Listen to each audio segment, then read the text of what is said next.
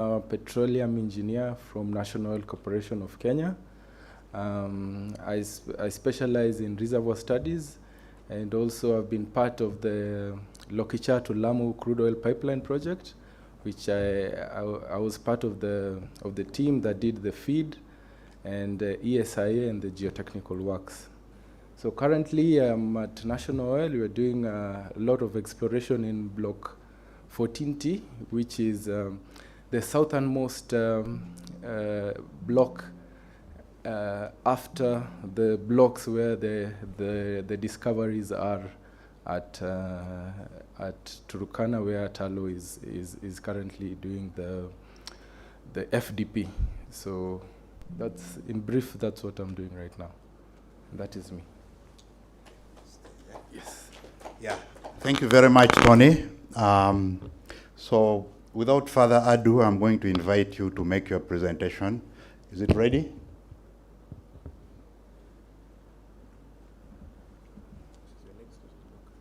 Okay.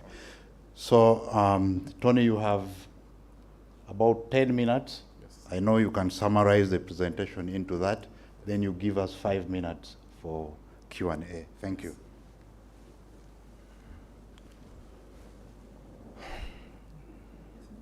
Okay, thank you. As I introduce myself, I'm Tony Ngatia. I'll be taking you through the commercialization of the Kipeto natural gas field through a mini pilot scheme, which is basically a gas to wire and also a pilot reticulation scheme. So the outline for today will be, I'll take you the location of Kipeto field, a summary of how it came to have gas.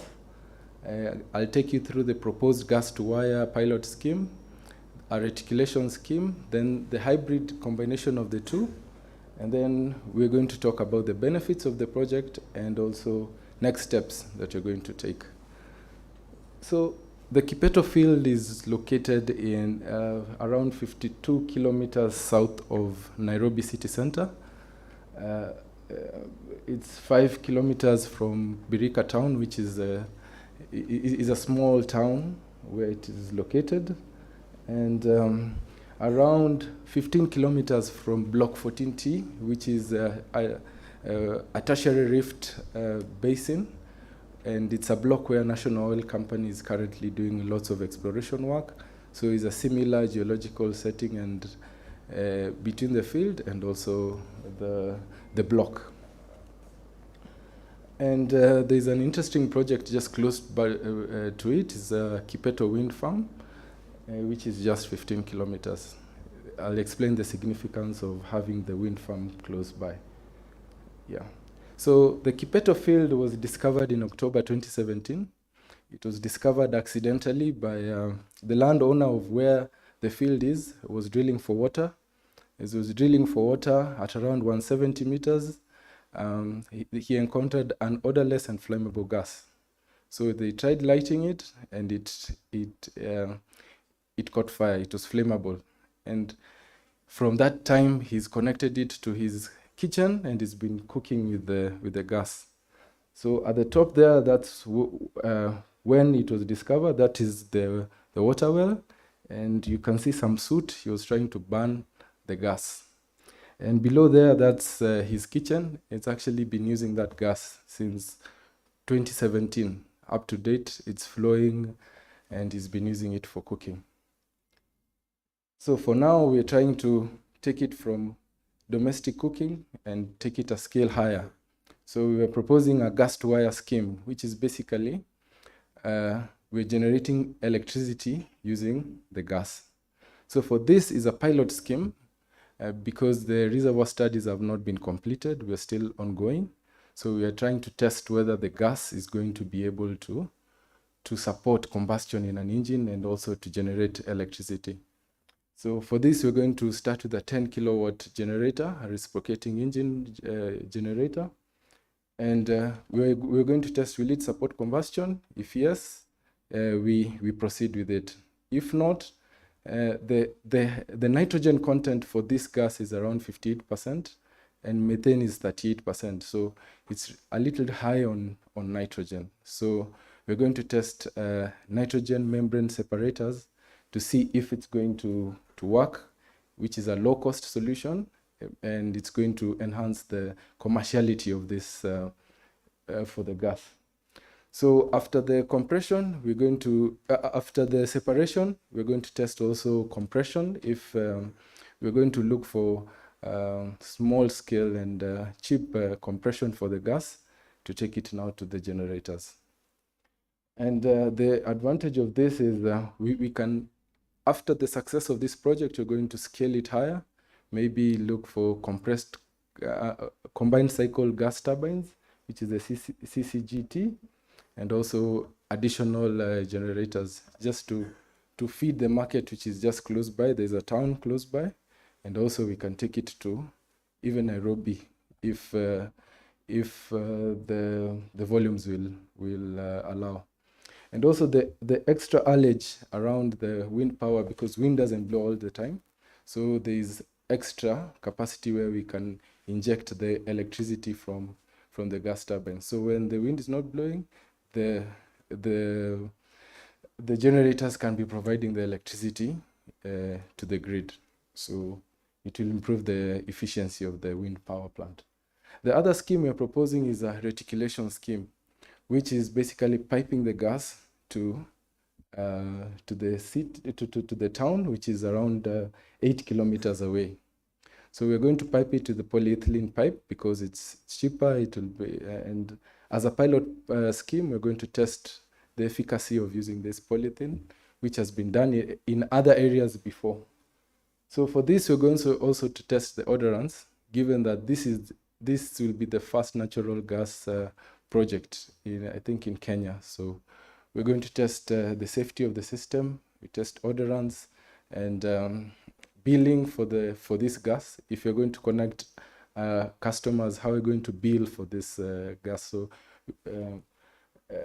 low cost billing if it's a town, and then you share it like the way they do mini grids, something like that. So the purpose of this is that the main energy source for this town is biomass and LPG. Mostly biomass, charcoal, and firewood. So we're going to convert that to clean, efficient energy, which is natural gas. So for numbers, we are thinking a typical household in Kenya spends around 80 Kenya shillings on LPG. We are trying to bring that cost slightly lower with the natural gas. So the hybrid system is basically a combination of the two, which is basically we have part of the energy stream going to generate power and part of it being used for reticulation, which is actually what we're proposing after the initial tests on the ability to support power generation. So the electricity will provide, typically for gas projects, electricity is the one that provides the critical demand to justify the economics of the project. So that's why we are looking more into the electricity, because it will give you constant demand for a long time. Other than the reticulation scheme, we usually cook at given times, and the demand would not be that much to justify a large-scale project. So combining the two is going to improve the commerciality of this project. So yeah, and we're going to test the metering also for the reticulation scheme, which is it's a big issue because the current prices of the metering are usually very high. So the fiscal metering is usually higher. So we're trying to flow rate meters and some low cost metering for the system. So the benefits of this project are, so as a corporation, as a country, you're going to gain experience in dealing and working with the natural gas.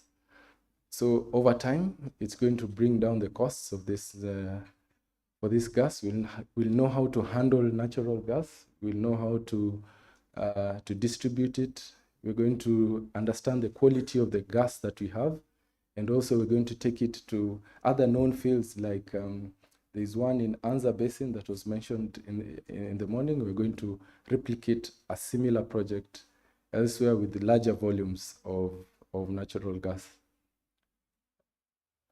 And definitely, if we are going to convert the users from using biomass and charcoal and LPG to a cleaner fuel, which is methane gas.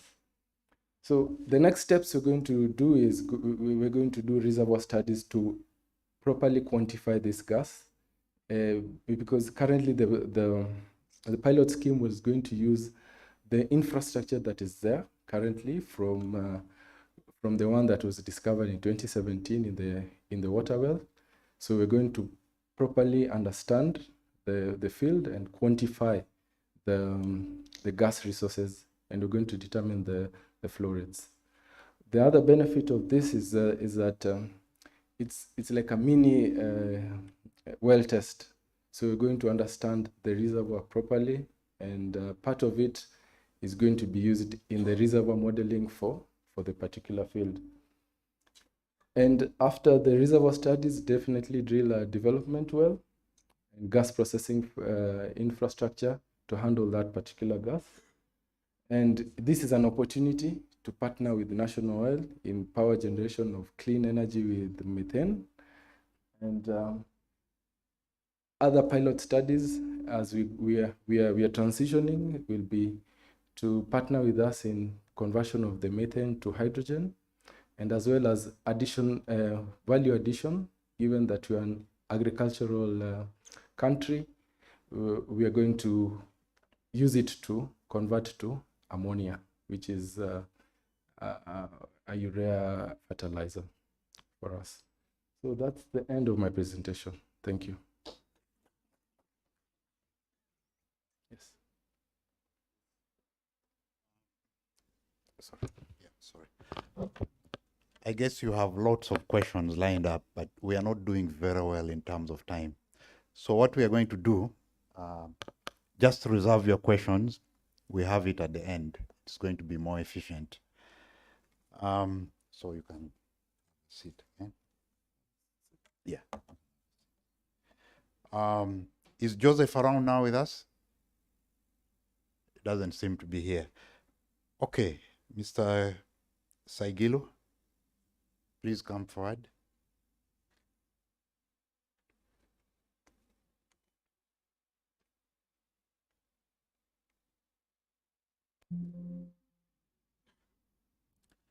One minute to introduce yourself, then you just go ahead with the presentation. Thank you. How to use this?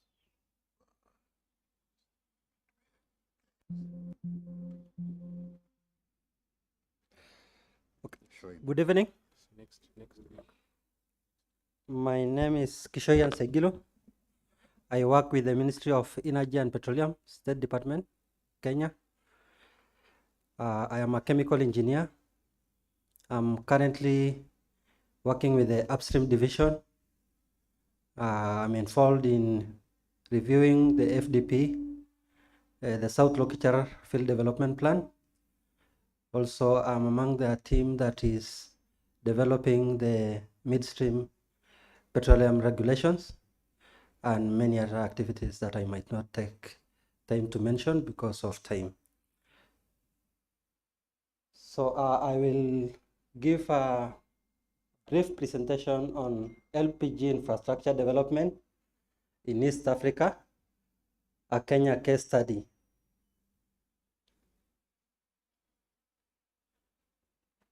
Okay, the current situation or the current LPG in Kenya, we are currently still using a lot of biomass energy, that's wood, charcoal, and agricultural residue. So there is still low penetration of LPG. This is due to the high upfront cost of the LPG cylinder, the stove, and the other accessories. Also, the wananchi consider LPG as an expensive source of energy. They prefer wood that is readily available and charcoal. Also, there is very low penetration of LPG due to low cylinder circulation in the country. However, Kenya aims to achieve LPG as a clean cooking fuel by about 35% of its population by 2030. By doing this, they will help the country in reducing deforestation, also improving the health standards of the citizens, and also improving the lifestyle of its citizens.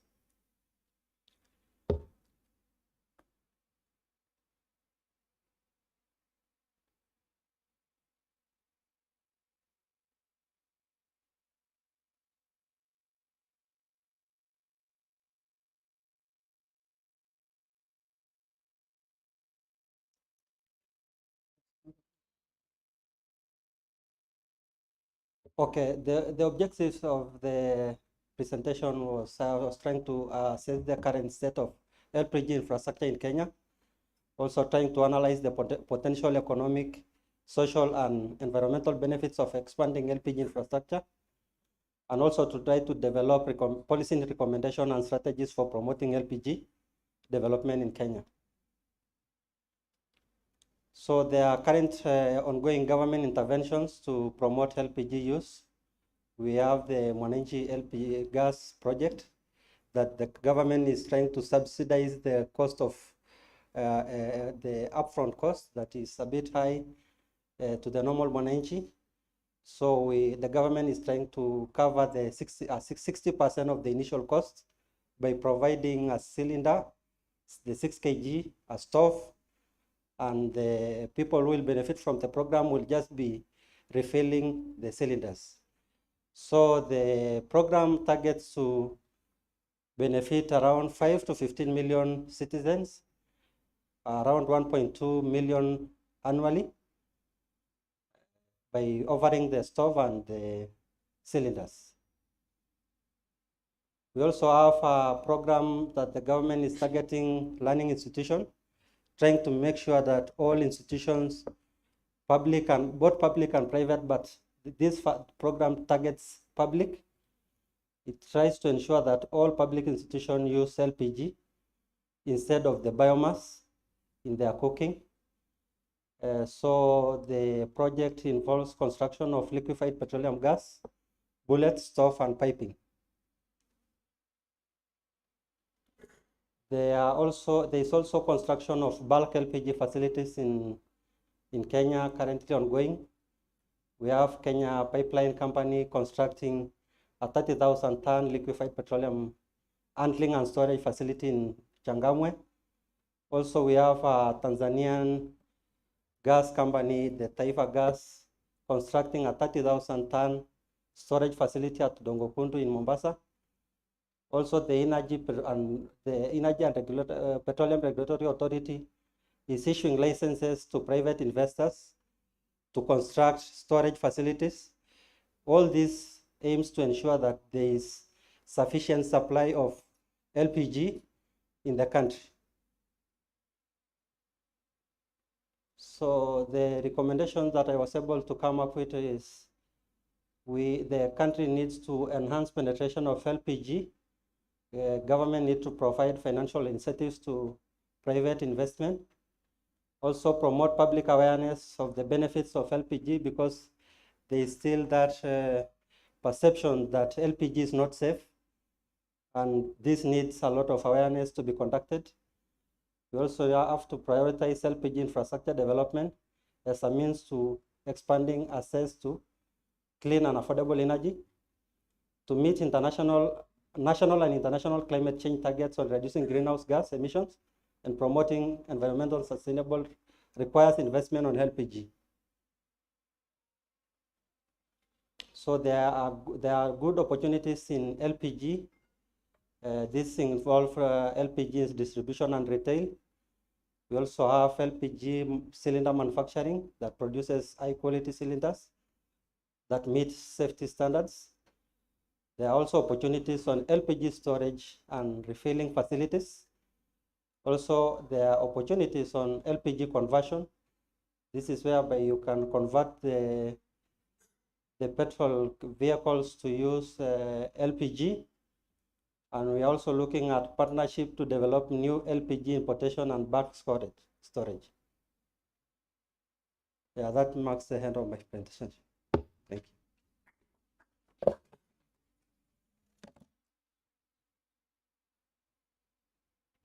Thank you very much, Mr. Saigilo, about LPG infrastructure development. Is Engineer Joseph Raphael Mabagala here now? No, he's not here. Okay, the last presenter in this session is Philip Tendo Makumbi. Philip is going to tell us about the Kavale RFCC refinery, a catalyst for the region. Philip, 1 minute to introduce yourself, then the rest of the 9 minutes to give your presentation, 9 or less.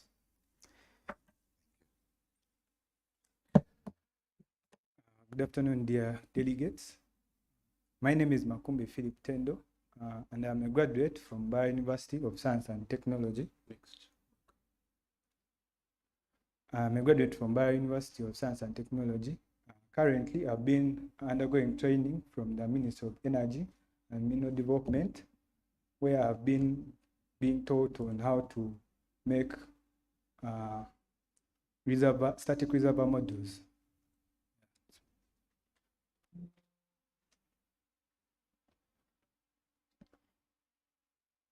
Uganda intends to monetize part of its oil reserves through constructing 60,000 barrel per day crude oil to be an RFCC refinery, which stands for residue fluid catalytic cracker, and this project will be associated with a multi-product pipeline which will stretch over 211 kilometers. And it also have storage facilities. So the objectives of my study were aimed to evaluate the potential impacts of this refinery to the regional economic development. Secondly, it was to explore the opportunities for local businesses to provide services and support to the refinery, and also to promote local content development. Thirdly, it was to identify the potential challenges and risks involved with undertaking this project, and it was also to recommend strategies for addressing these challenges and risks. And lastly, it was to make policy recommendations for enhancing the social and economic benefit of the refinery to the Kavale region and the country as a whole.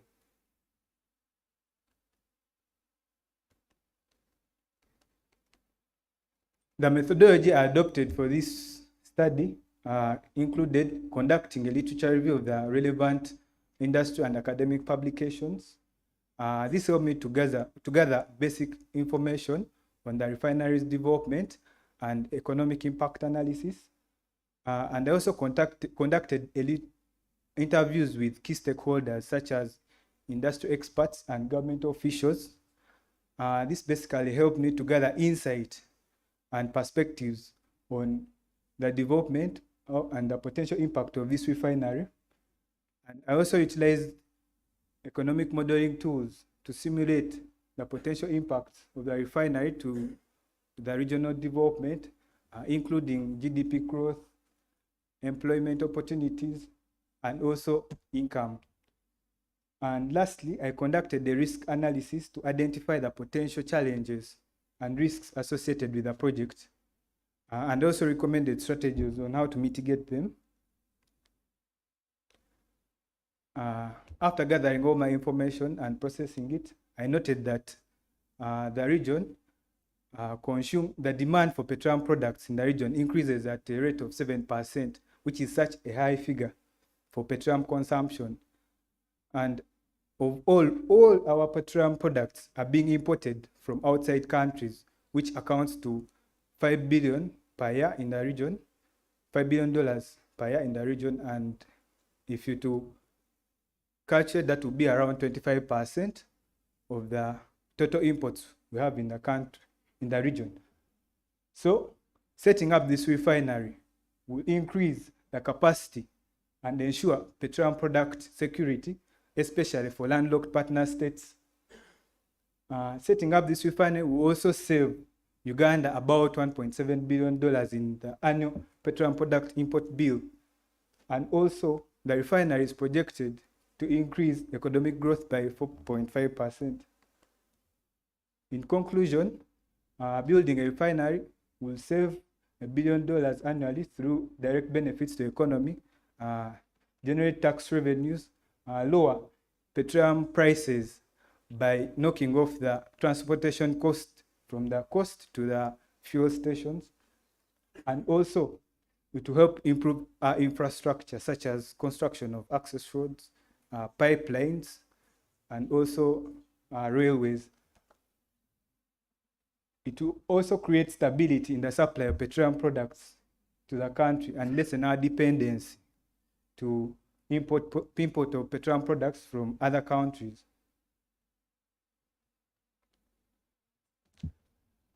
Policies government should put in place for this project, to support this project. This includes government should put a favorable regulatory framework in order to support the project. And this can be done by having a regulatory certainty. It can also be done by streamlining the permitting processes and also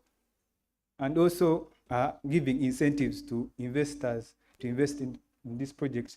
Such incentives can include like giving tax holidays to investors in the downstream processing factories, and also tax exemptions to some investors who are going to set up the refinery or construct the refinery. Secondly, local content development. Government should promote local content development through encouraging the local businesses to participate in this project by providing support and services to the refinery. And also, the government should give direct benefits to the people living in the Kabale region by giving them the knowledge and skills to participate in this project. And third, government should ensure or prioritize infrastructure development, such as construction of the access roads, the pipelines to transport all these petroleum products from the refinery to the intended market. And this can include construction of access roads, railways, and also government should provide a reliable and affordable source of energy or power supply for the refinery project. Government should foster partnerships and collaborations of all key stakeholders, including private sector, civil society, and also international organizations, through holding platforms like this one we have. Also, government should ensure that the project is implemented in a socially and economically responsible manner. And this can be done by setting environmental standards and also monitoring compliance and giving penalties to non-compliance. Lastly, the strategic investment opportunities that come with this project include feedstock supply. There will be a significant opportunity for businesses to support feedstocks such as the catalysts, the zeolite, silica, alumina, and also natural gas liquids, biofuels, and also the government. The strategic investment opportunities will include downstream processing. Businesses can invest in downstream processing, such as refining, petrochemical refining, manufacturing of petroleum products like sealants, adhesives, paints, plastics, polymers, which can all be set up in an industrial park.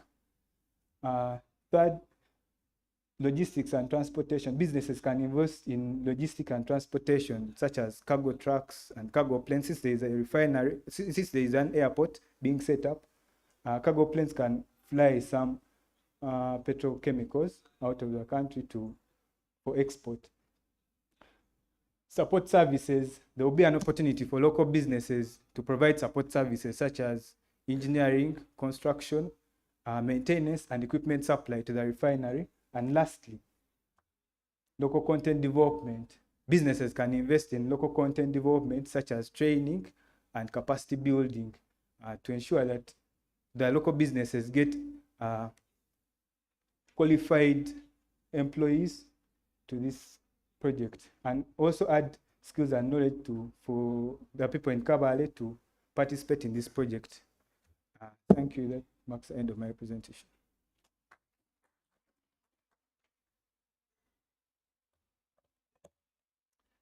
Ladies and gentlemen, a round of applause again for our presenters. It's been a blessing in disguise. We've had only 2 of them instead of 5. So at this point, we have about 3 to 5 minutes for a few questions to these 2 guys. Mr. Makumbi, please come forward. Sorry? Oh, there are 3, yeah? Okay. I keep getting this. Okay, and then we have only 2 seats, but don't worry. Let's just focus on what we want to achieve. There is another session after this, and it's still talking about natural gas and LPG. There should have been a break. I don't know whether the session chair for the next session is already here with us. Present. Okay. I'm sorry we are eating into your session, but don't worry, you'll take it as a continuation. Okay. Let's have a few questions to Tony and Philip and Kishoyan. Yes, sir. We have some mics here. Hello, good evening to you all. My name is Peter Bitarakwate from Zakim International Construction Limited. My question is, where else is this gas to wire used? Where else has it come to fruition? The gas to wire. Okay, just take note, then you'll be given opportunity.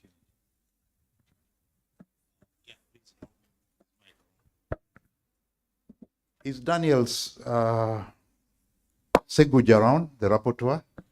Very good. Take note of the questions and answers. Yes, mic to him over there.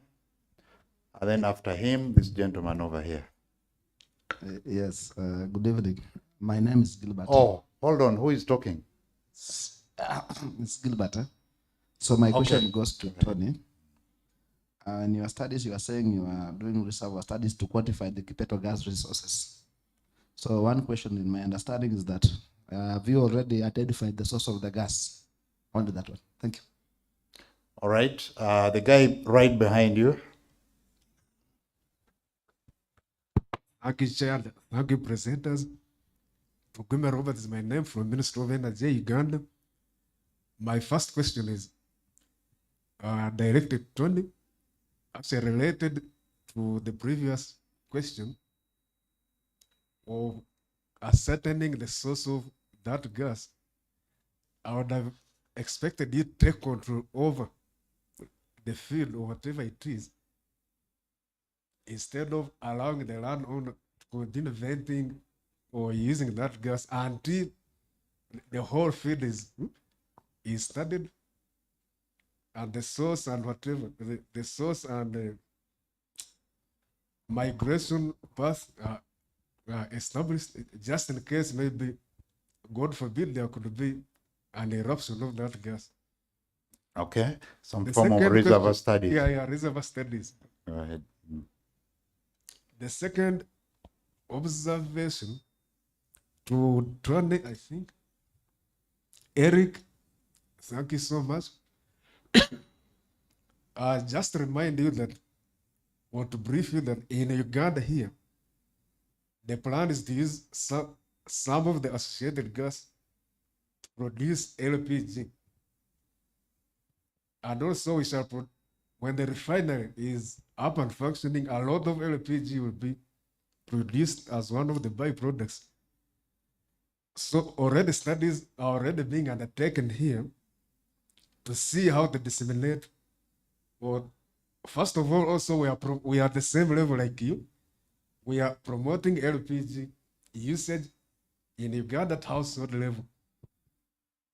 But also when we get that one produced by our refinery and associated gas, we are now talking of how to distribute it or export it within the region and maybe abroad. So just kind of requesting that you keep it at the back of your mind that at an opportune time, we may request you to kind of join us to see how it lies. Since I think you said you are targeting 30% usage by 2030. So maybe by then we may need to export more to your side and you stop importing LPG from abroad. Thank you. All right. I think let's have answers to those. Then if time allows, we'll have another set. Okay. I think the first three questions were directed at Tony, and then the last one was really a comment. So Tony, please. Yeah, go ahead. So for gas to wire, where else is it being used? In the UK, they're actually using that for the platforms. So they're taking it the gas and generating and exporting the power onshore. So in the UK continental shelf, there is gas to wire. There is a project in Malaysia also, and another one in Brazil. So it's there. So, all right. I wish you would be more specific in which field in UK, but that's fine. They can Google and look out. Okay. For the source of the gas, okay, I'm not a geologist, but there are many debates among the geologists actually on the source of the gas. It's believed it's coming from the mantle, so it's sort of a renewable resource. So part of the a group of those are the directions we are looking at in terms of exploring for it. And so at the moment, definitively hypotheses here and there, but definitively the source is an ongoing exploration that we are doing as a company. So we are. I wouldn't say for certain right now we are sure this is where the gas is at this moment, but there are studies that probably by the end of the year we should be somewhere we could answer that question more clearly. All right, thank you very much. Let's have a set of two more, then we end there. Okay, this guy was first, and the other guy. Thank you very much, modulator. Thank you very much, presenters. I just have just a few questions. One for Mr. Tony. My name is Bravo Katunji from Uganda. I work with NEC. So regarding your project, the reticulation scheme, where you're going to use this gas in the nearby town for cooking, I was wondering whether the plan is for it to be piped into the homesteads or you're going to put it into cylinders to distribute within the town, because that would, the cost dynamics of that would have to consider. Then I had also a question for Mr. Eric, who made a presentation about increasing LPG usage in Kenya to 35% by 2030. And one of the schemes they're doing is to subsidize the gas to 60% through providing the 6 kilogram cylinders. We have tried, okay, there is a pilot project we're doing here in Uganda where we distributed cylinders last year. And for this 1 year, we have seen that, so they were given for free and then people have to refill. And normally people don't refill to the level that you would want to satisfy. So of all the cylinders that were distributed, only about 20% people have been refilling.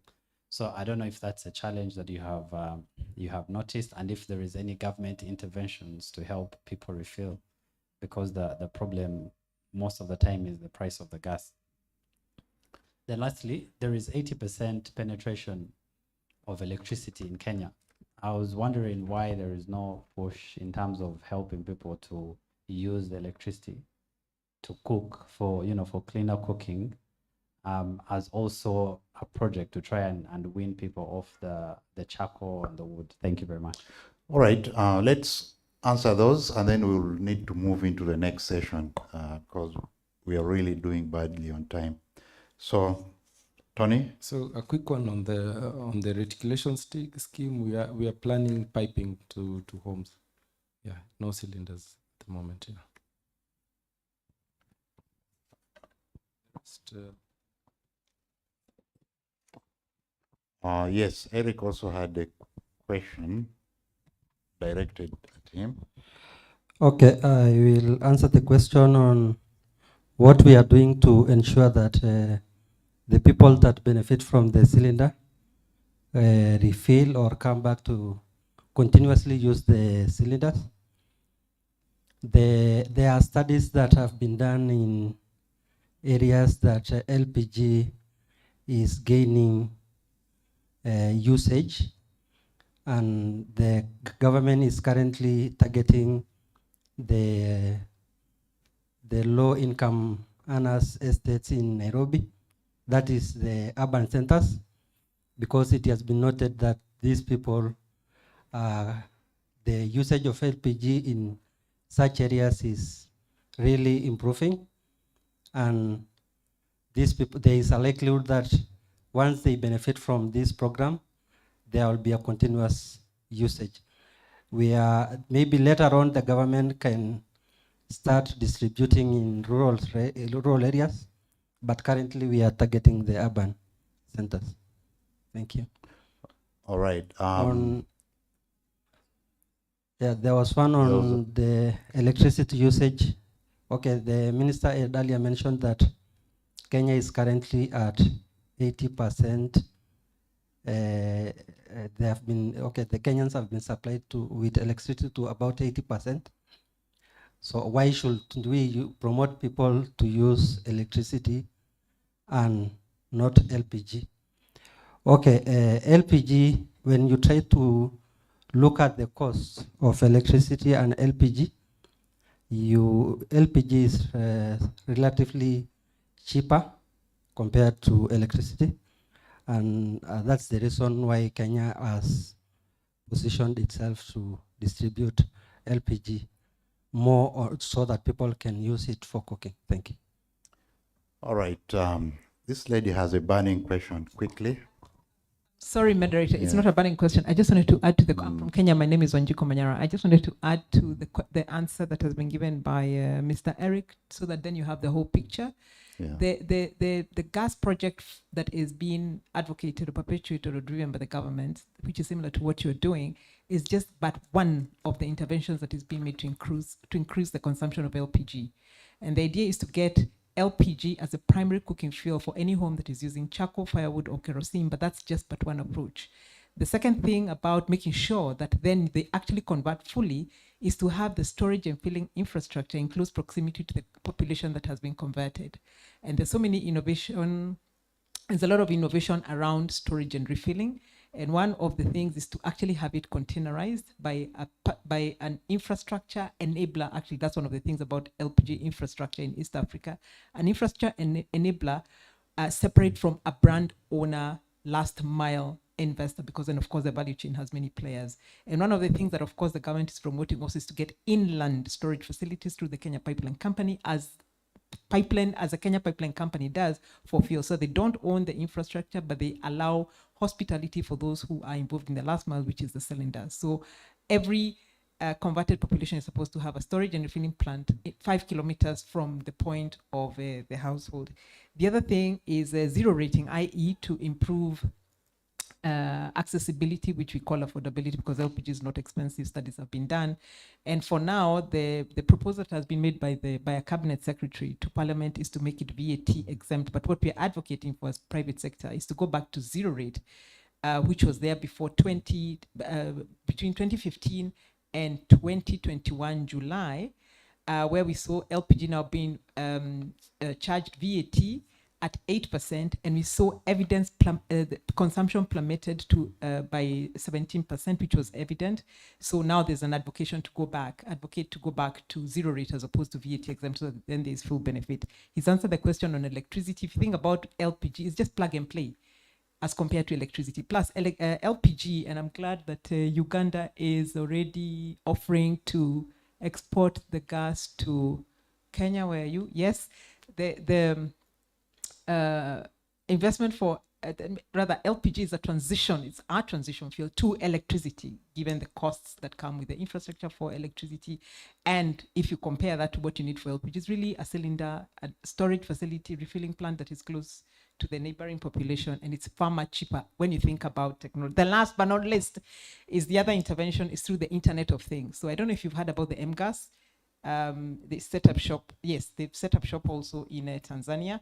And what that does is to allow consumers to use LPG according to the size of your wallet, leveraging on mobile phone technology. So there's a smart meter that's on the cylinder.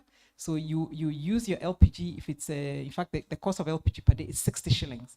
So if you use if you have 60 shillings divided for what you've earned in a day for your LPG consumption, it's applied for you through the mobile phone technology, and there's a back office that then monitors to see whether you're going low or not. You get your cylinder replaced with whatever quantity it is that you have procured, and this is to ensure that then there is use of LPG and that it's affordable and available at the point of demand.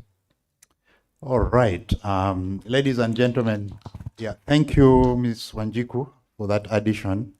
It's obviously a very interesting session, and I beg your indulgence that we need to, I know if you leave here and go for the tea break, you might not come back here. Let's just continue.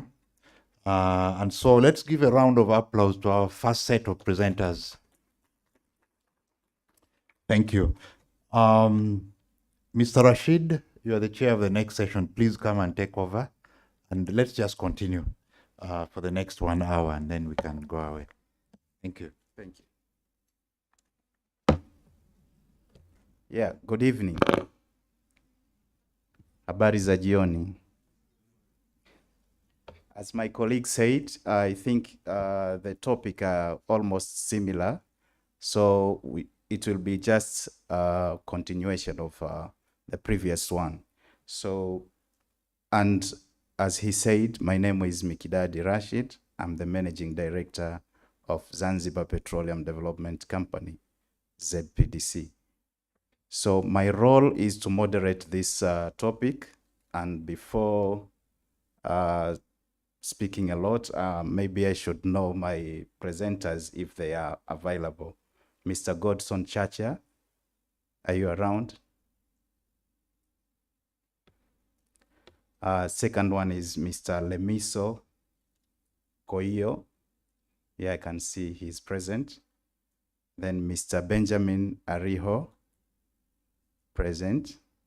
Mr. Caspar Adondi, yeah, present. And Mr. JB Habumugisha, JB. So I have 4 presenters, and for interest of time, I think I should call the second presenter, Mr. Lemiso. You introduce yourself and you proceed to the presentation.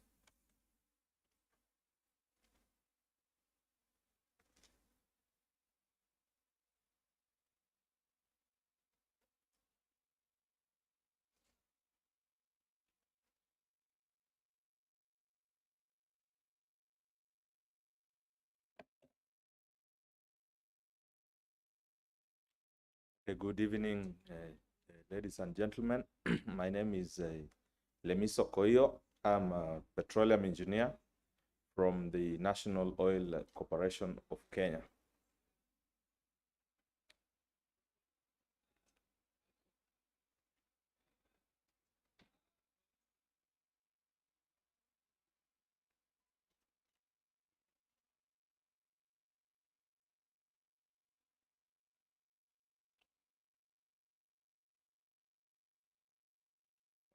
I think my present.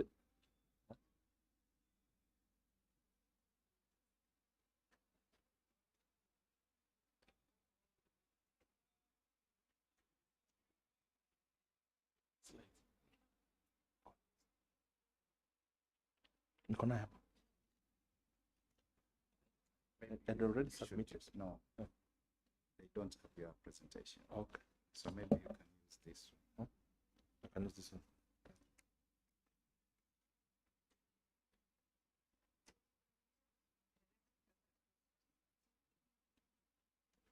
So for the interest of time, I think the following one should come.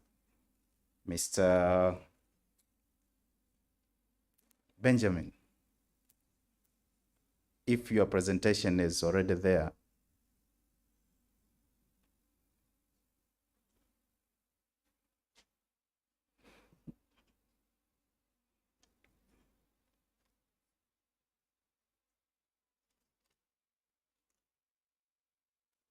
Mr. Gaspar?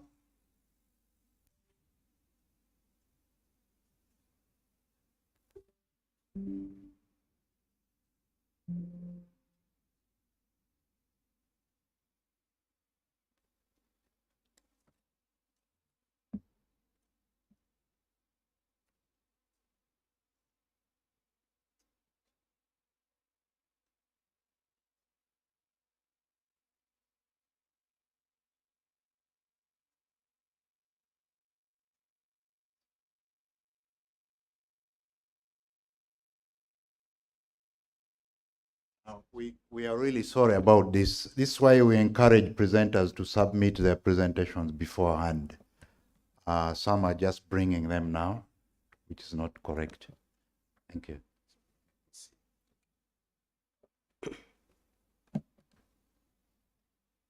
Good evening. I'm Adodi Kaspa. To help in ensuring that Kenya is energy sufficient. So the main objective was to examine the potential demand of LNG across various industry sectors in the country.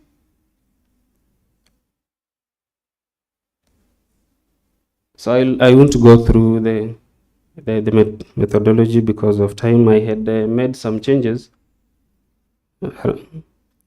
It's moving without...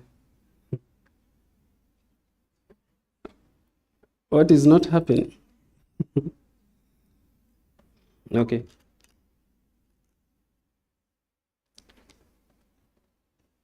So in a review of various literature and also data, we came to a conclusion or information that, as I said, the government plans to introduce LNG for power generation and use in heavy industries. This one is planned by 2030.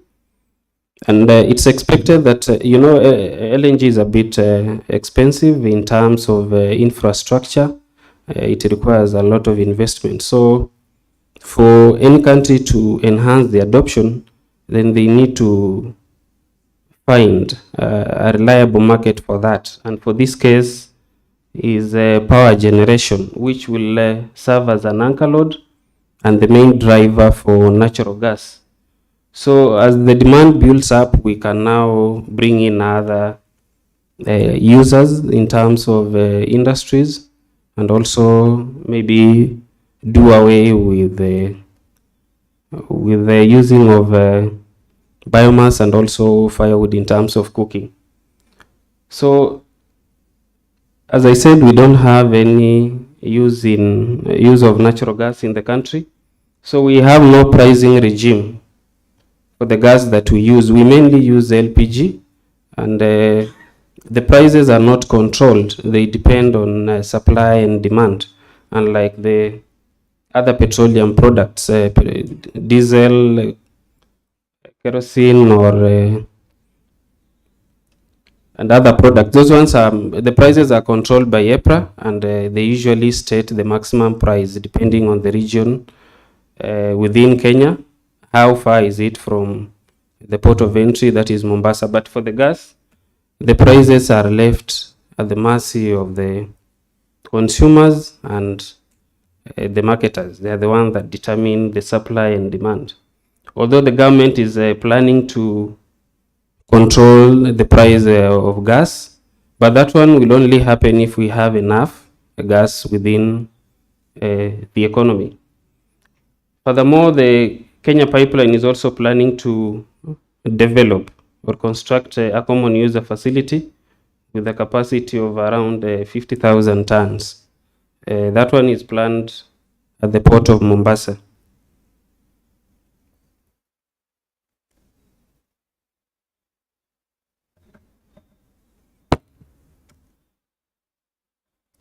In terms of gas infrastructure, as I said, we don't have infrastructure for natural gas, so we'll have to depend on various investments, initial investments within the country, or even maybe convert the various infrastructures we are using for LPG to be able to accommodate the adoption of LNG.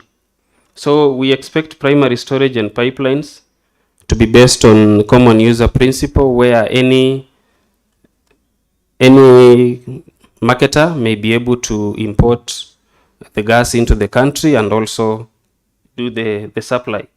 So the infrastructure that are expected will be based in Mombasa, at the port of Mombasa, and we also have an upcoming port in Lamu.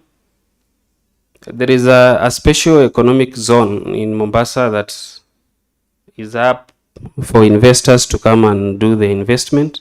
Recently, you heard of Taifa Gas, which secured a place in the same economic zone, but that one was for the LPG.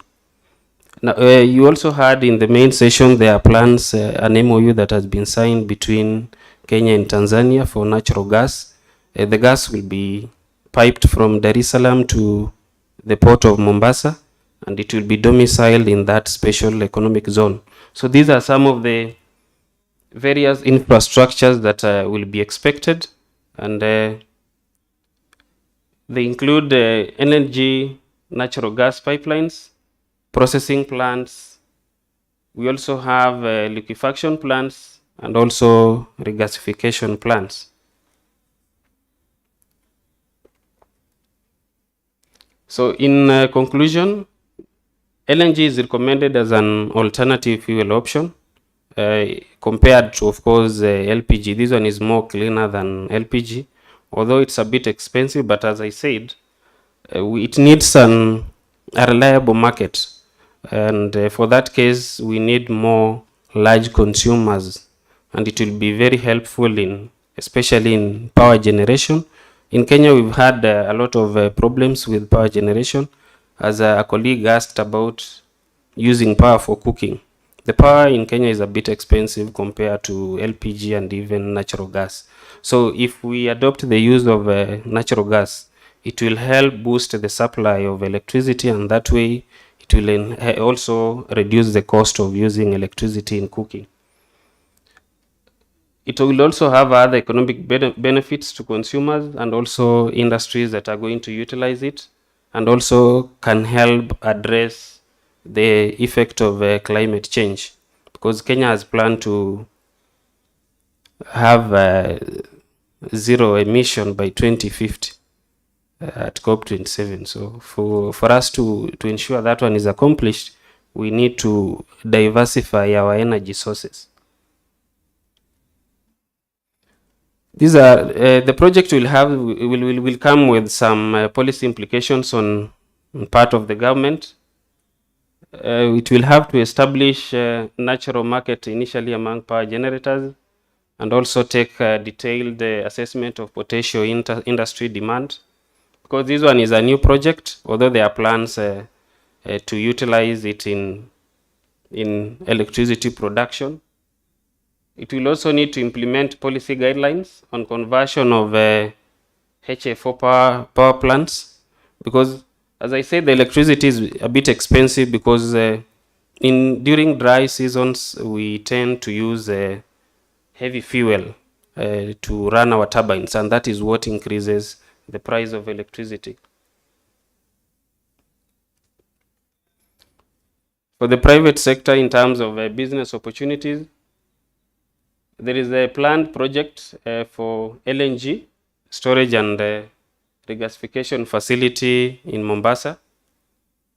There will also it will also come with development of petrochemicals, domestic manufacturing of gas cylinder valves, regulators in case it's fully adopted for cooking. And then the gas can also be imported and re-exported to the neighboring countries. And something to note, apart from planning to import the gas from the neighboring countries, because we've had discoveries in Tanzania and we are also close to Mozambique. Kenya has also some open blocks within the Lam Basin offshore that are gas prone, and they are still open for exploration. So we also have planned activities. I think I've already mentioned some of them. So that is the end of my presentation. Thank you.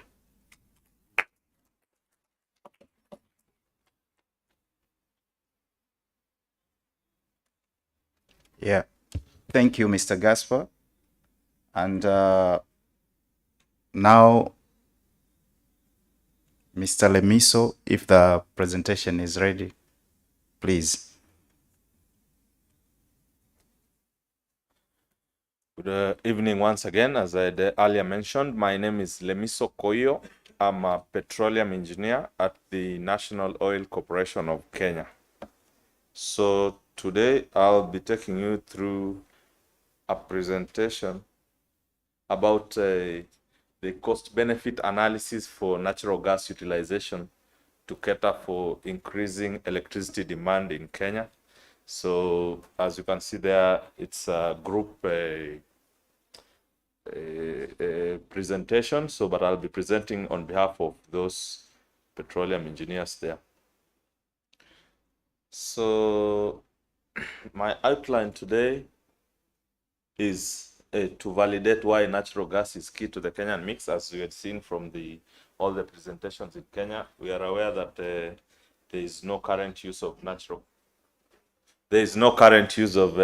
gas in Kenya. So, and the second outline is to perform cost-benefit analysis of the various sources of natural gas, and also to understand the best time for Kenya to enter into the natural gas market, and to explain why National Oil Corporation of Kenya is in the best position to undertake this natural gas exploration in Kenyan blocks. So as we are aware about natural gas, just a reminder about the benefits of natural gas. You can see it's the cleanest burning fossil fuel. And as you can see there, the numbers are not quite clear, but you can see the one in red. For natural gas, you can see in terms of carbon dioxide emissions, it's the lowest. So this one is not new to us. And it's highly versatile and a good complement to renewables. And yeah, it has a growing number of industrial uses, including production of hydrogen. So the key numbers here. So as I earlier mentioned, the intention was to find comparing the various sources of natural gas. That is, for example, LNG importation, piping the natural gas from a neighboring country, and exploration. So comparing which of those would their costs to produce electricity. So as you can see there, natural gas there, according to this study, it's slightly expensive than the renewables there, but as you can see, so the clear numbers here, according to the feed-in tariffs for electricity generation in terms of kilowatt hour, dollar per kilowatt hour, you can see renewables there 8 to 9. The diesel engine is 27 to 32 cents, which is expensive, and then you can see natural gas there is closely there, so 10 to 11 cents. So in terms of cost perspective, you can see it's featuring on well. So as Caspar, the other ministry colleague had mentioned earlier about LNG, but now here there's a slightly breakdown of the actual estimates. You can see project implementation costs when you compare exploration, assuming there's a discovery, and then importation through maybe a neighboring pipeline, and also LNG. So you can see the project implementation costs are 10 times and 100 times lower for LNG and pipeline, for pipeline and LNG respectively. So assuming now there's that initiative, and so there's a workflow, that a suggested workflow which will smoothen the process. Number one is to submit, of course, a PSC to the ministry with the block of interest, and then to conduct a desktop study on existing exploration data based on existing exploration data, and to determine the viability for gas to wire project, and then to pursue a possible partnership with interested parties, and to implement the project. So that is the workflow that can work well. And so in part of policy implementation, there is it's called towards a petroleum master plan in 2015, which showed that which was a framework for introducing natural gas to the Kenyan energy mix. As you are well aware, there is no inclusion of natural gas in Kenyan's electricity production. So there is a master plan that was initiated in 2015, and also that Ministry of Petroleum and Energy plans to facilitate construction of a natural gas infrastructure for electricity production.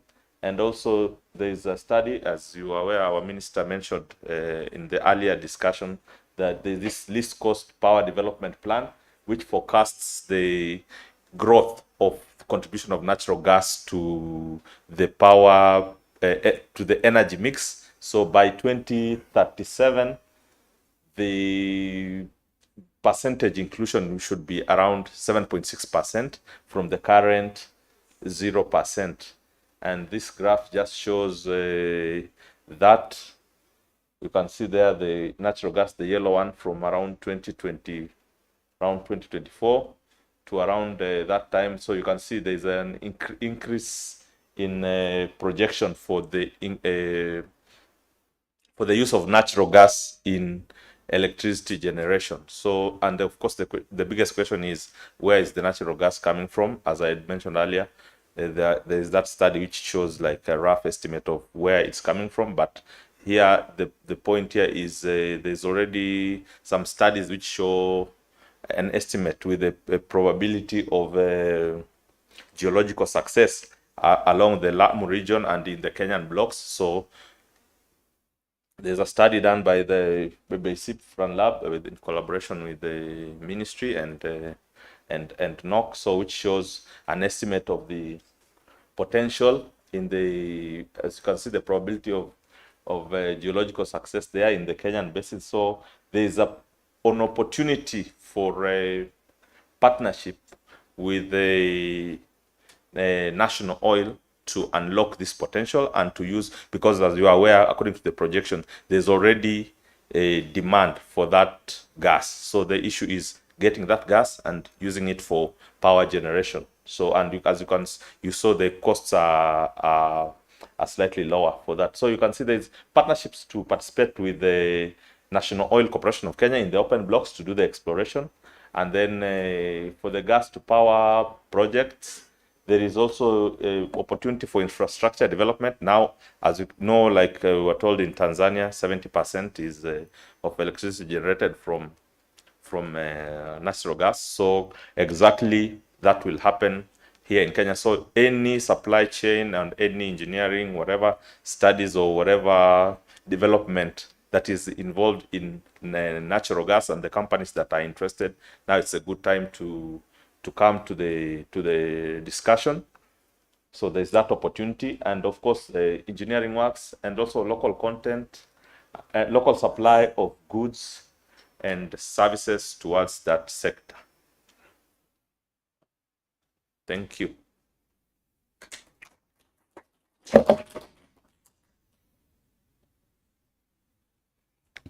Okay, thank you, Lemiso. And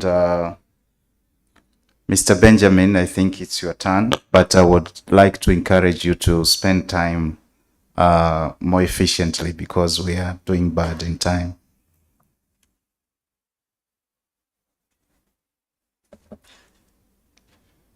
Good evening, fellow delegates. As you've heard, I'm Benjamin Ariho from the Petroleum Authority of Uganda, from the Refining and Gas Conversion Division. As you heard previously, the Petroleum Authority of Uganda is the regulator of the upstream and the midstream segments of the oil and gas industry in Uganda. I'll be making a presentation. As you've heard, I think I'm largely privileged that a few of the things that I was meant to talk about have been mentioned earlier in the discussions that we had in the previous session. So I'll be trying to, as much as possible, be very brief. That's my presentation outline. I'll be talking about the LPG production agenda in Uganda.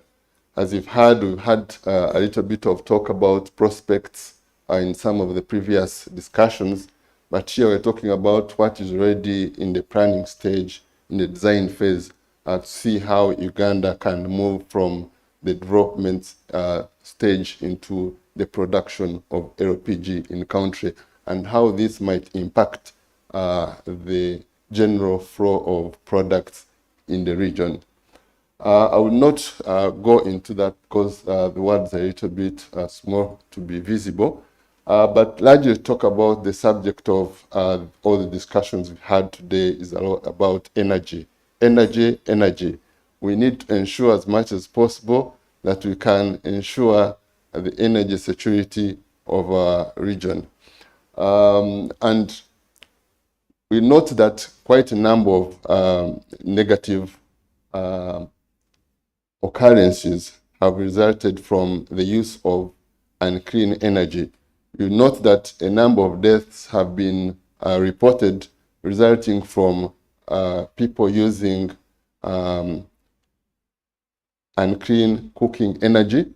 And so the question we want to seek to address is how do we move from that stage into a phase where we are moving into use of clean energy. It has been indicated that if there is to be shift, most of it is largely going to be related to the use of LPG. And looking at the situation in the region, we'll note the numbers specifically for Uganda are still significantly low compared to the other countries in the region. However, there's been some bit of steady growth over the years. Just to cut the slide a little bit brief, we kind of captured the bit of more recent years, depending on the information that is available. But all this LPG is currently being imported. We note that the consumption, specifically in Uganda, is still less than 1% of the households, much as we know that the potential could be higher than that. So the question we also want to address or discuss is what can be done? What are the reasons? And some of the issues we take note of course, to do with affordability, supply challenges. We know that whenever there have been issues in the logistics of the global markets, we've had issues in accessing these products. And of course, as members have also previously talked about the issues of how much do people know about LPG and what are the concerns do they have in relation to the use of LPG. So having talked about the discovery of some of these resources in the country, how do we take advantage of these resources to ensure that we are in a position to utilize these resources to move us from the situation we're in? Of course, some of these things you need to have a strategy on how you're going to tackle the challenges that have been highlighted in some of the sessions we had today, especially to do with investment financing of these projects, and also try as much as possible to get the private sector, because we know as much as government might be in the driving seat, they might not be in position to do all this on their own. So they would need to find means to partner with the private sector to develop these projects. And of course, some of them would also require recognition of how much can be undertaken, and therefore you ensure that you have optimal sizing. For Uganda's case, as you notice on the side, we've talked about the discoveries that have been made currently in the Albertine region of the country, that is on the western arm of Uganda. And we also have heard about some of the commercialization strategies that government is taking forward. To mention the projects in the upstream, we have 2 areas that are currently being taken forward for development that you heard about, First Oil 2025. And these are largely focused on, one, the Tilenga, which is up north, and then Kingfisher, which is on the southern part. These are connected by the blue and the purple lines. And then these would be moving to a refinery location that we talked about, which would be located in Hoima. And so, as the country, one thing that has been lacking has been the question of infrastructure. How do we now move from the phase of having discovered these resources to being able to utilize them? Uganda as a country takes note of some of the needs to do with utilization of these resources to ensure that the population has access to clean, affordable, and reliable energy. I do not need to labor much on the mention by the previous speakers of how LPG would be critical in some of these development efforts. As indicated, there have been discoveries of gas in Uganda, associated and non-associated gas, or the free gas. The associated being that gas that will be produced alongside oil once production begins. So rather than going into flaring, rather than going into other activities that would potentially result into greater emissions and the related effects, government working together with the oil companies have assessed a number of options that they can use to be able to mitigate some of the potential risks that would come along with the production of gas alongside oil. And the optimal solution that has been agreed to is using this associated gas that will be produced alongside oil to produce LPG. And so in a mix of energy sources that we've talked about, it finds a very good place to fit in to see how we can move away from the utilization of unclean energy and the related effects into utilizing clean energy or cleaner energy. And as we see, Uganda's, of course, consumption is still relatively low, currently around 25,000. And we see compared to the region's total of around 680,000, of course, excluding South Sudan and Burundi and DRC, whose information wasn't readily available, we see that there is potential for market penetration into some of the areas of the region.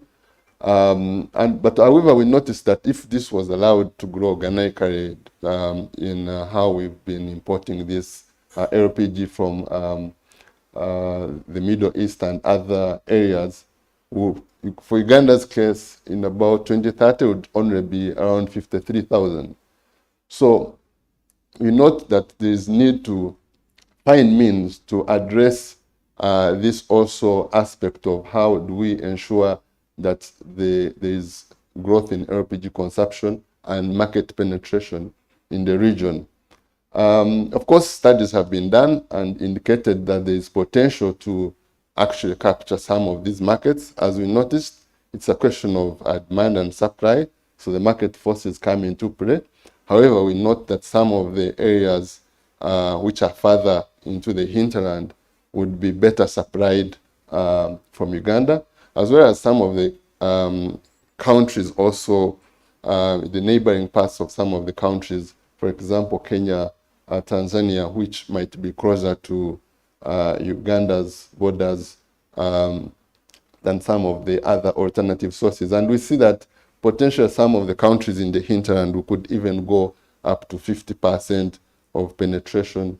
We could go numbers of 25% getting into South Sudan, DRC, and Rwanda. So some of the questions that we've talked about that we think with this production of LPG would be able also partly to address, but also some of the other things that we need to look at. The questions of affordability. Previously, people have mentioned some of the innovative measures to do with technology that are being applied in some of the countries in the region to see how much you can buy that you can afford, as we've seen with our own, for those coming from Uganda, the EAPCE system for power supply, where you can pay for what you can afford. Also some of the incentives that you can think through, for example, cashback programs. We talked about the issues of what is going to incentivize people to come back for refills. Over time, you can see royalty programs and the like. And of course, standardization of equipment. At the moment, it's not something that is being applied in most of the countries. I know there are also related challenges, but in a way, someone must also consider it and look at the pros and cons of what benefits it presents as far as people can benefit from having the accessories that can be interchangeable. And of course, tax reviews. I know our sisters in Kenya have done a back and forth as far as the tax reviews on LPG, and we've seen the related effects, and we think it's still something that can be done. Currently in Uganda, of course, there's no VAT on LPG and the accessories, and we've noticed that also, in a way, that has facilitated some of the growth rate over the years that we've seen ever since VAT was taken off. And of course, market development, I think creation of awareness is something that we have to keep on doing through a number of fora like we're doing today to ensure that as much as possible. Talked about policies. I think our minister and the PS talked at length about some of these things to see how much we can facilitate investment in the industry to ensure that we can, as much as possible, get people interested to come and invest in some of the different segments of this value chain. And of course, also institutional arrangements, having strong institutional groups that are able to support the full-scale implementation of these projects. I will not labor through the benefits of using LPG, so I'll go to the concluding slide. We've noticed, of course, there have been some significant growth in LPG usage over the years. However, of course, looking at some of the projections made, we may realize that we may not be in a position to achieve the SDG goals by 2030. And therefore, it's more of a call to have this collective effort to see how much we can all put in together to ensure that we move away from the reliance on biomass and other unclean sources of energy and move into the phase of using cleaner energy, and of which we notice that LPG is something that will play a very significant role. And having this opportunity already where we see that by first oil, because these projects are interlinked, we're talking about oil production and associated oil, so we're certainly going to have LPG being produced in Uganda. We've talked about the refinery project, and as a matter of fact, LPG is one of the main products that we'll be expecting from the refinery. And we'll see out of the 684 now that we talked about, of course, the market will continue to grow. We'll have a significant portion that we think can take away some of the over-reliance on importation. And that will also create some bit of stability in a way that you have some fallback position in case there is significant disruption in the global market. But all this government cannot do it alone. We need to have increased private sector participation. As we noted, one of the key things to do with LPG and some of the gas-related things, other supporting infrastructure, storage being one of those key things, filling stations, cylinder manufacturing, and would need to see how these can be as closer as possible to the end users, because that will ensure that you have affordable supply and as well reliable access to this energy. With those few or many words, thank you for listening.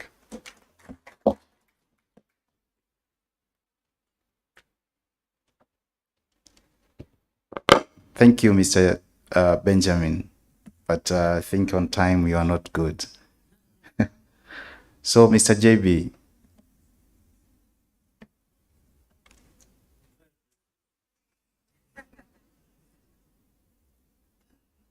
I don't even know whether there are slides. But my story is going to be different. And you realize I've told you it's a story. I'm going to deviate a bit from the many slides you have seen. Yeah, because of the things I do.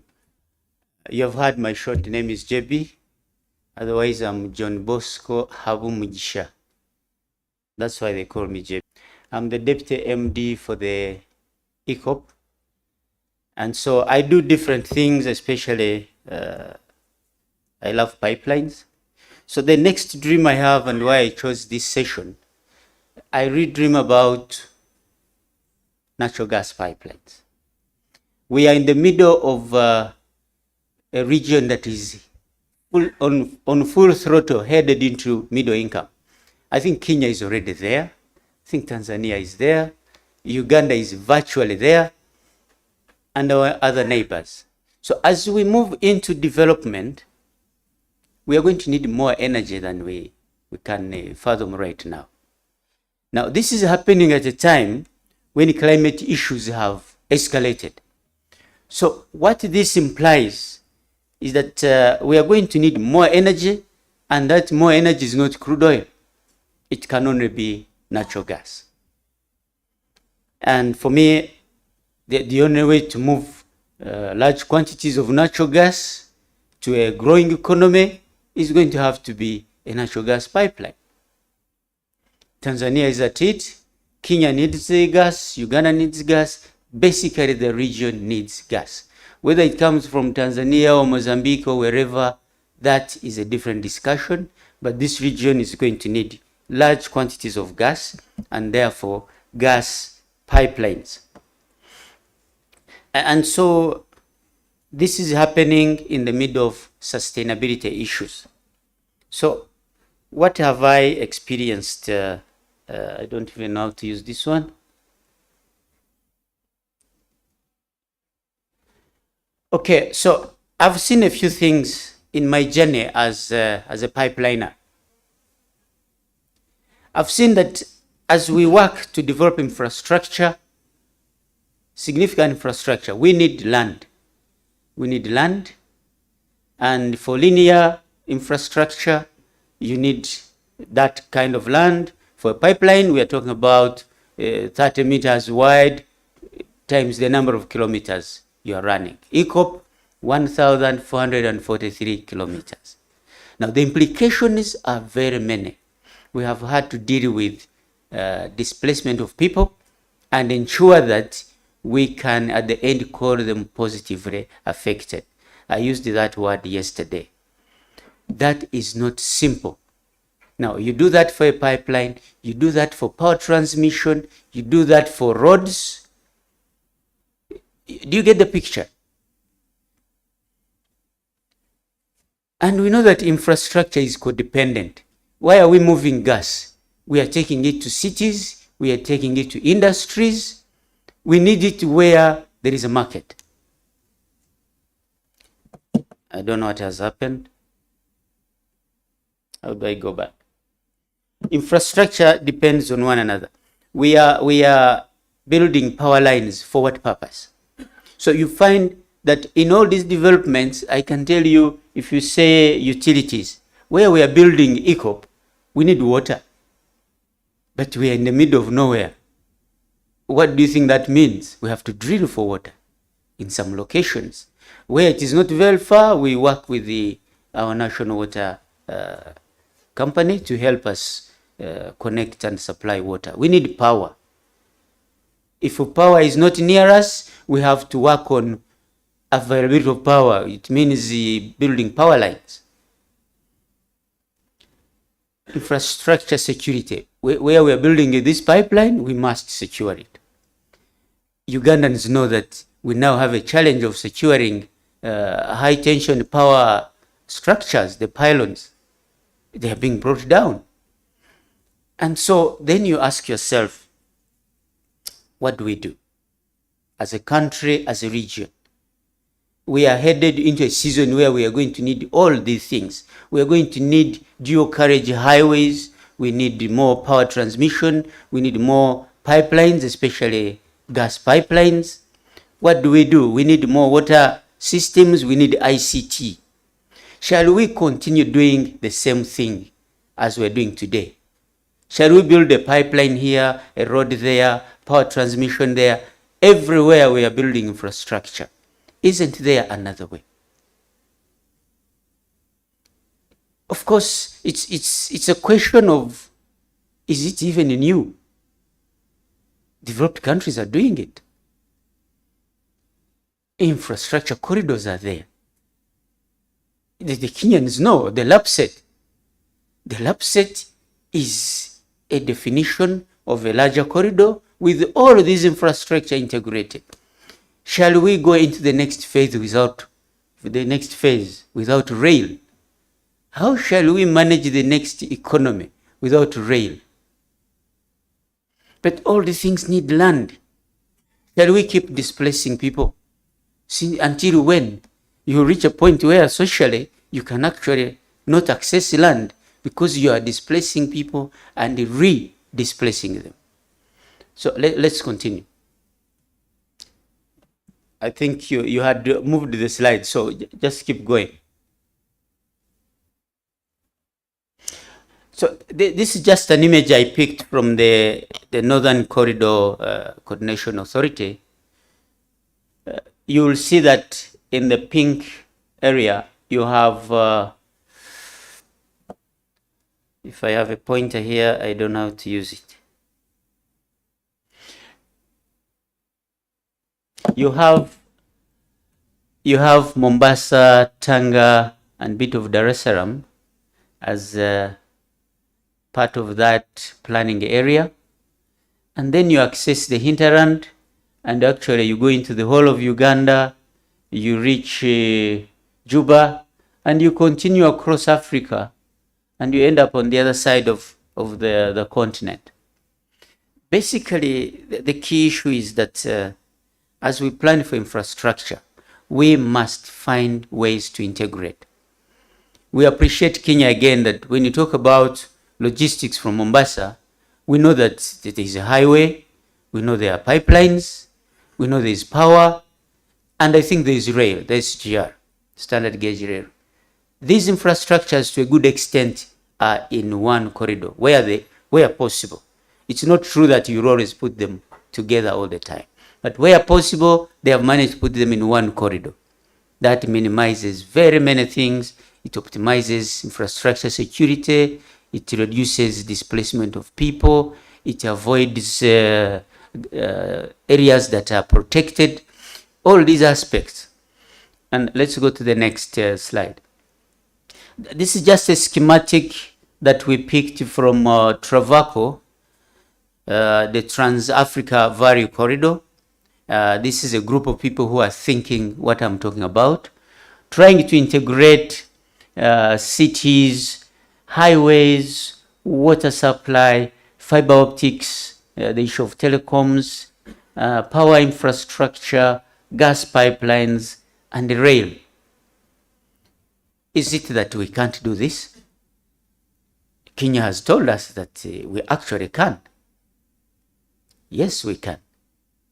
Those are not words of Obama, they are for everybody. Definitely we can. But it takes a deliberate planning, deliberate nations, deliberate people to ensure that this is done.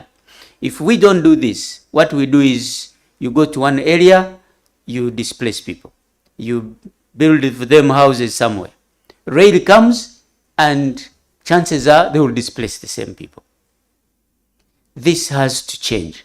And when you plan like this, when you talk about infrastructure security, you will provide it for an entire corridor.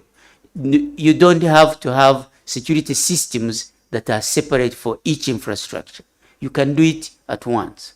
Just an example. If you need water, water is there with you. If you need ICT, it's running with you. If you need power, it is running with you. And this is the way to go. Let's continue. So EAPCE', where I work, one of the things we have come along with is a fiber optic cable, which is running with the entire pipeline. Now, it comes because EAPCE' has to maximize its own control systems. But what we have done is we have worked with the telecom industry to provide a fiber optic cable that is of a higher capacity than we need, so that they have bandwidth to utilize to be utilized by the telecoms and the data companies. Now, that's something that has come not because the government planned it, but because there is a whole trench.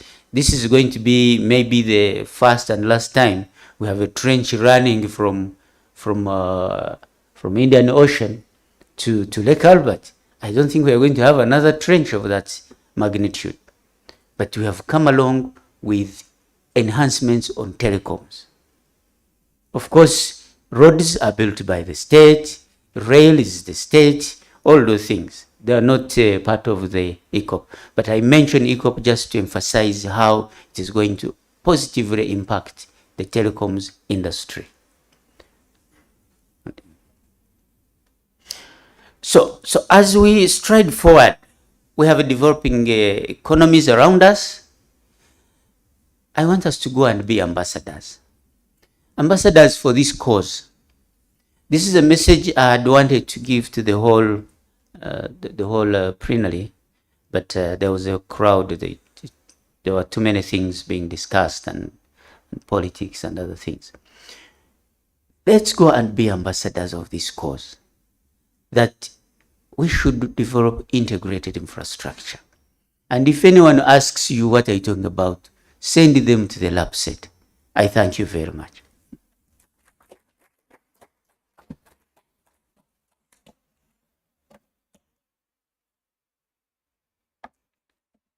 Thank you, JB. I think he has a very interesting topic about infrastructure corridor. To this juncture, I think it's time for questions, but we should also be aware of the cocktail, if at all we can make it. So I would allow 3 questions if they're available, please. And my rapporteur, Mr.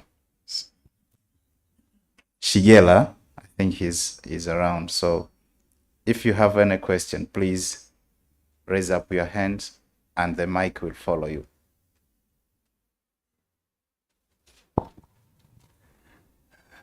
Good evening, everyone.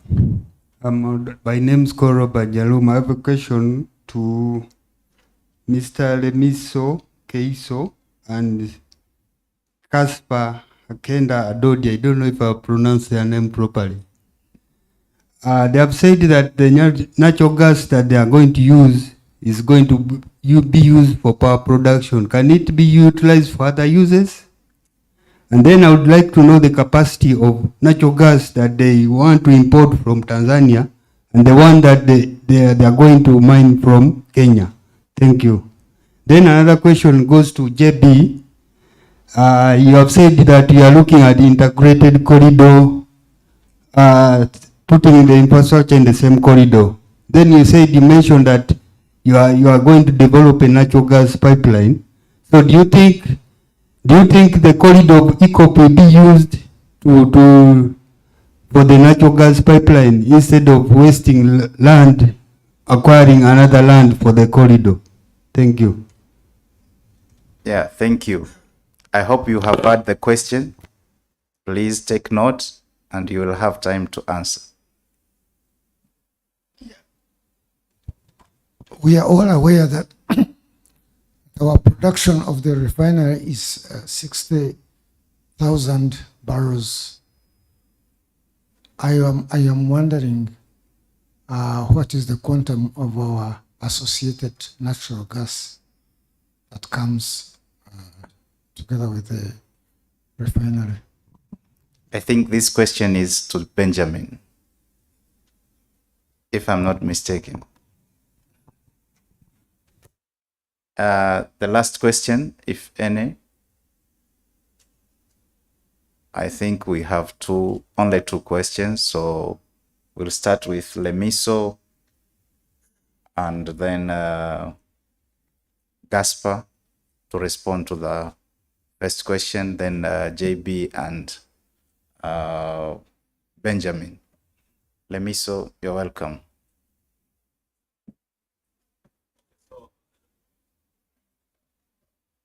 So I'll respond to the question about importation versus exploration. So the core of my presentation was that there are already open blocks with an estimated probability of geological success estimated. So the point was, in addition to other sources of natural gas, exploration is still a viable option because it's a continuous process, as you saw in our presentation, from like the way each of our countries have an exploration history. So it was just part of extending that and saying there is value in continuous exploration.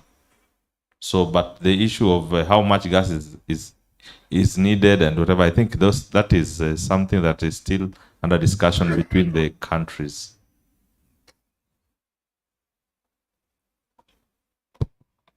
Okay, just to add on what Lemisa said, in terms of the quantity of gas that will be required for power generation, as you're aware, the MOU was signed, although it didn't include much of the technical aspect.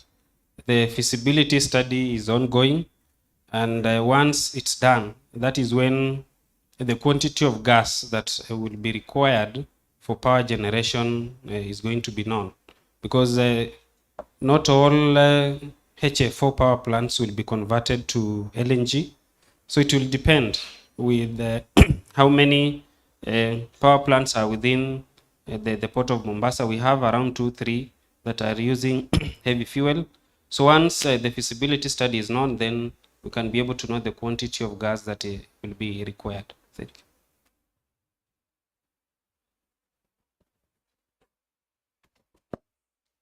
Yeah, Mr. JB.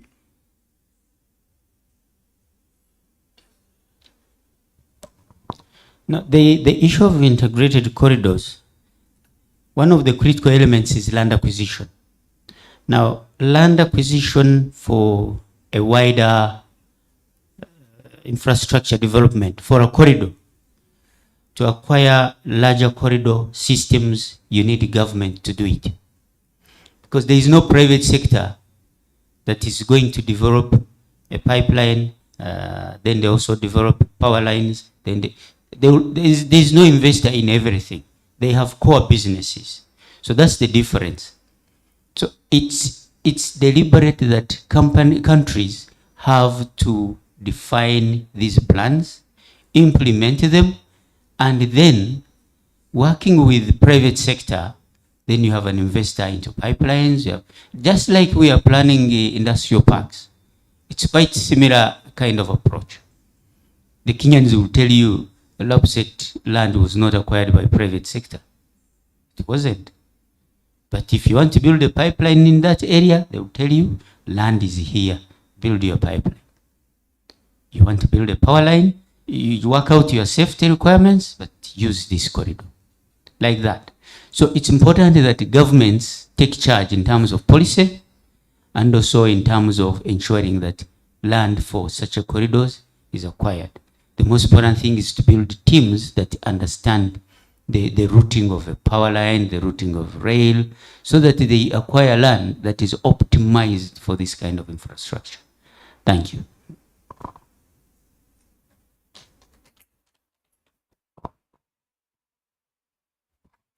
Thank you very much. I will attempt to answer the question that was put before me, but probably I will try to rephrase it to what it probably could have been. I hope you will correct me in case I misunderstood your question. Yes, the refinery is of a capacity of 60,000 barrels per day.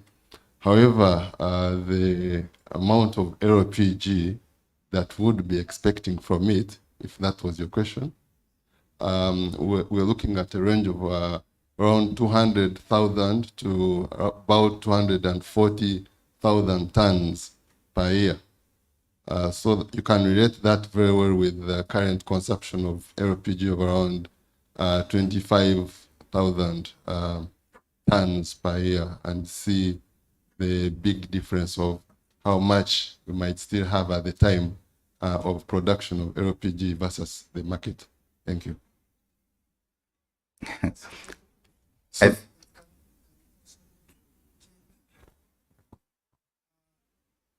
Is it possible to... So you are asking another question? Related to the quantum that now has been established. Okay, proceed. Is it possible to have a pipeline adjacent to the other one, alongside the other one, the pipeline of gas alongside the pipeline of crude oil? It's less likely because you have to acquire land with the two pipes in mind. This one was acquired with only one pipeline in mind because private sector was the one handling. And right now there is no investor for the gas pipeline. It's still at policy level. So they may interact in some areas, but they were not planned as a corridor for two pipelines. Okay, thank you. I hope we have a lot of questions and maybe comments. Myself, I also have questions on JB, but I was thinking on the issue of putting all the infrastructures in the same corridor, and on the issue of disaster. What if the disaster struck us? How are we going to mitigate that? Because we will have no options. Our rail will be stuck, our roads, our pipeline, our fibers, and everything. So I'm thinking of the whole region to be cut off for supplies. So that was my question on the issue of infrastructure corridor. But I think we are time barred. I would like to end up here and welcome my colleagues to say something. We have cocktail and we also have tomorrow. So my colleagues, please take the podium, and we are not required to go back to the plenary. So this will be my end as a moderator. Thank you, and thank you all for your passion and for the presenters. Thank you very much, co-moderator Rashid. First, we thank all the presenters this afternoon in this session that happened in this room. On behalf of the organizers, of course, we do apologize for the time that we've not managed very well, but we promise that tomorrow we'll do better. And so, thank you once again to the presenters. Thank you, my co-moderator, and you've all been a great audience.